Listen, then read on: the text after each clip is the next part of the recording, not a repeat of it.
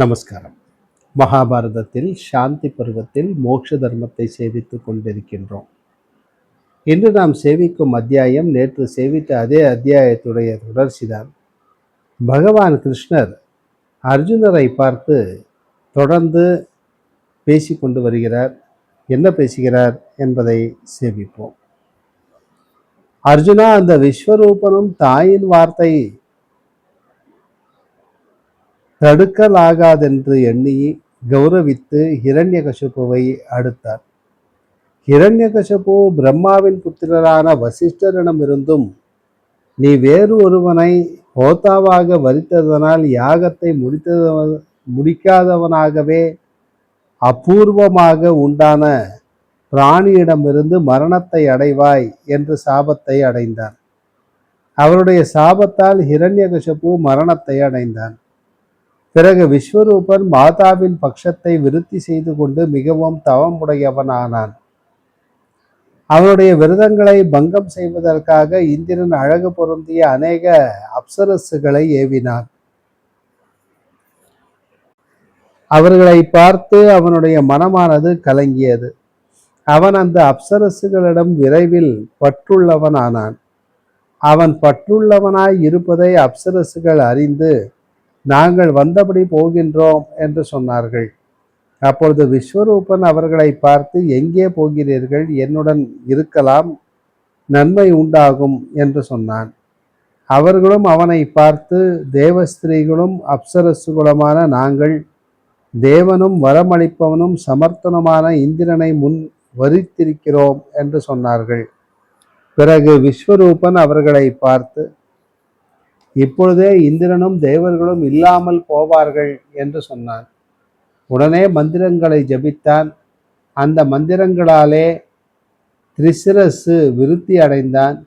ஒரு முகத்தினாலே எல்லா உலகங்களிலும் விதிப்படி கிரியை செய்கின்ற வேதியர்களாலே யாகங்களிலே நன்றாக ஹோமம் செய்யப்பட்ட சோமத்தையும் ஒரு முகத்தால் அன்னத்தையும் ஒரு முகத்தால் இந்திரனுடன் கூடின தேவர்களையும் பானம் செய்தான். பிறகு இந்திரன் விருத்தி அடைகிறவனும் சோமபானத்தால் புஷ்டி செய்யப்பட்ட எல்லா அவயவங்களை உடையவனுமான அவனை பார்த்து தேவர்களுடன் கவலை அடைந்தான். இந்திரனை சேர்ந்த அந்த தேவர்கள் பிரம்மாவை அடைந்தார்கள்.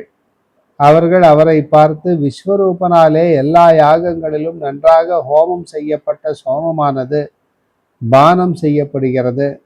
நாங்கள் பாகமில்லாதவர்களானோம். அசுரர்களுடைய பட்சம் விருத்தி அடைகிறது. நாங்கள் குறைந்து போகிறோம். ஆகையால் உடனே எங்களுக்கு சேமத்தை செய்ய வேண்டும் என்று சொன்னார்கள். அவர்களை பார்த்து பிரம்மா, பிருகு வம்சத்தில் உதித்த தீசரி அதாவது பிருகு வம்சத்தில் உதித்த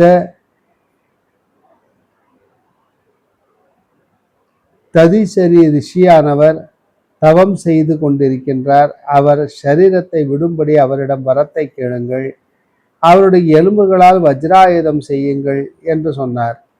பிறகு தேவர்கள் பகவான் ததீச மகரிஷியின் ஆனவர் தவம் செய்கிறவரிடம் வந்தார்கள். இந்திரன் முதலான தேவர்கள் அவரை பார்த்து, சேமமா, தவம் இடையூறு இல்லாமல் நடக்கிறதா என்று கேட்டார்கள். ததீசரும் அவர்களை பார்த்து, உங்களுக்கு நல்வரவா? என்ன செய்ய வேண்டும் சொல்லலாம். எதை சொல்வீர்களோ அதை செய்வேன் என்று சொன்னார். அவர்கள் அவரை பார்த்து, உலகத்தின் நன்மைக்காக பகவானான நீர் சரீரத்தை விட வேண்டும் என்று சொன்னார்கள். இவ்வாறு சொல்லப்பட்ட ததீசர் 1000 வருடம் என்னால் இந்திரனுடைய பதமடையப்படுமானால் சரீரத்தை விடுவேன் என்று அவர்களுக்கு சொன்னார். அப்பொழுது இந்திரன் அப்படியே ஆகட்டும் என்று சொல்லி தன்னுடைய ஸ்தானத்தை கொடுத்துவிட்டு தபசியானான். ததீசர் இந்திரனானார். அவ்வளவுக்கு முன்பே இந்திரனுடன் கூடின தேவர்கள் தேகத்தை விடுவதற்கு இது காலம் என்று வந்தார்கள். அப்படியே வருத்தமில்லாத மனமுடையவரும் சுக துக்கங்களில் சமமானவரும் மகா யோகியுமான ததீசரானவர் உடனே புத்தியில் பரமாத்மாவை தியானித்து கொண்டு சரீரத்தை விட்டார். இந்த விஷயத்தில் ததிசர் இந்திரனானார். அவருடைய எலும்புகளால் வஜ்ராயுதம் செய்யப்பட்டதென்று ஸ்ருதியும் இருக்கிறது. அவருடைய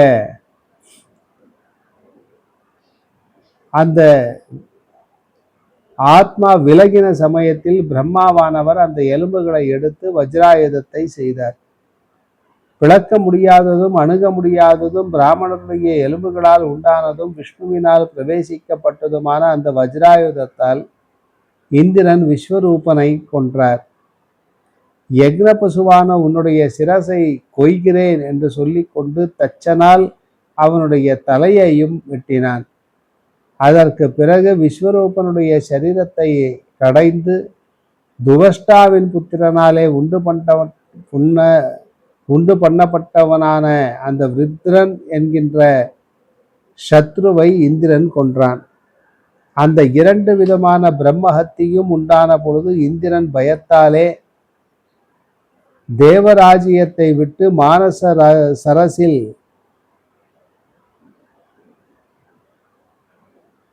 இலத்தில் உண்டாகி குளிர்ச்சியாய் இருக்கிற தாமரை கொடியையும் அடைந்தார். அதிலும் தன்னுடைய ஐஸ்வர்யத்தின் யோகத்தால் அணு மாத்திரமாகி தாமரை தண்டில் புகுந்தான். பிறகு பிரம்மஹத்தி நிமித்தமாக உலகங்களுக்கும் நாதனும் இந்திராணி வல்லவனுமான இந்திரன் ஒழித்த போது ஜகத்து ஈஸ்வரனும் இல்லாததாயிற்று. தேவர்களை ரஜசும் தமசும் வந்தடைந்தன. மகிழ்ச்சிகளுடைய மந்திரங்கள் பிரவர்த்திக்கவில்லை. ராட்சசர்கள் கிளம்பிவிட்டார்கள்.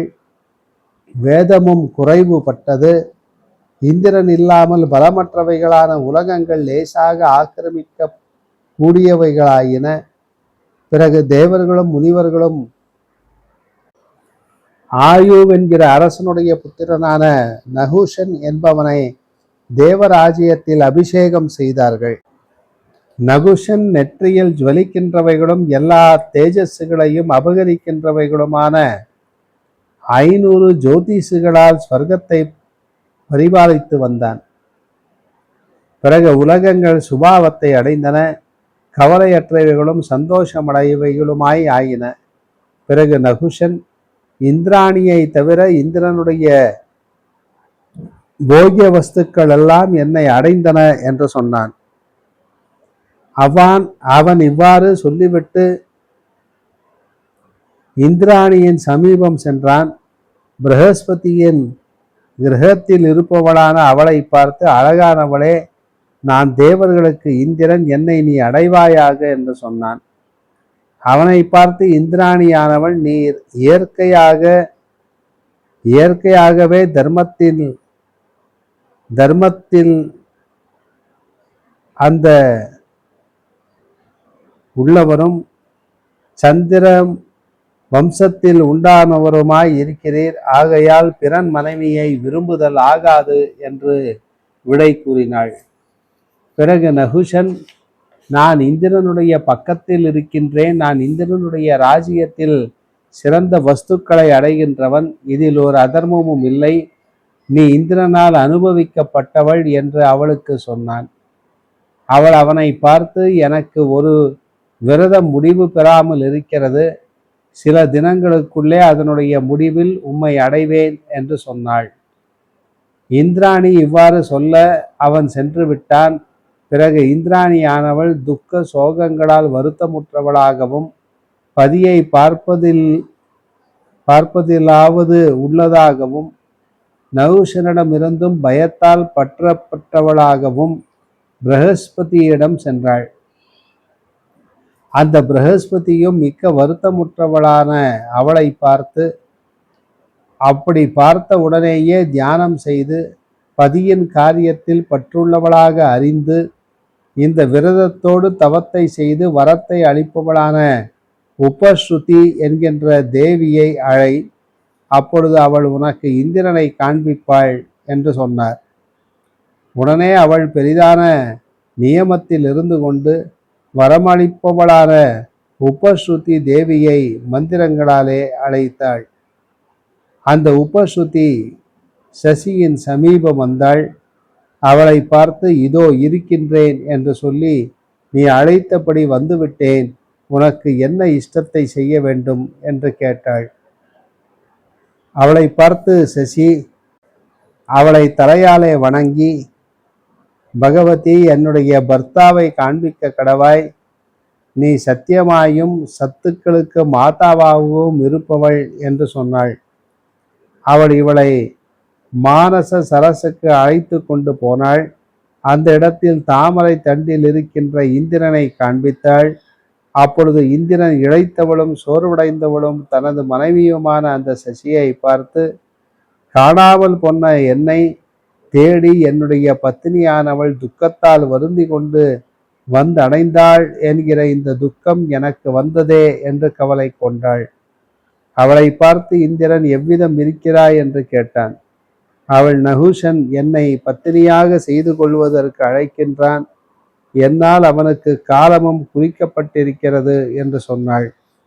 இந்திரன் அவளுக்கு, நீ போ, நகுஷனை பார்த்து, நீ ரிஷிகளால் வசிக்கப்பட்ட புதிதான வாகனத்திலே ஏறி வந்து என்னை விவாகம் செய்யும் என்றும், இந்திரனுக்கு பெரியவைகளும் மனத்திற்கு பிரியமானவைகளும் அவனால் ஏற்பட்டவைகளுமான வாகனங்கள் இருக்கின்றன. நீர் வேறு வாகனத்தால் என்னை அடைவதற்கு யோகியர் ஆகிறீர் என்று சொல் என்று சொன்னான். இவ்விதம்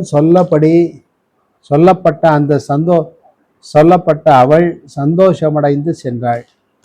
மேற்கொண்டு என்ன நடந்தது என்பதை நாளை நாம் சந்திக்கும் போது சேவிக்கலாம். நமஸ்காரம்.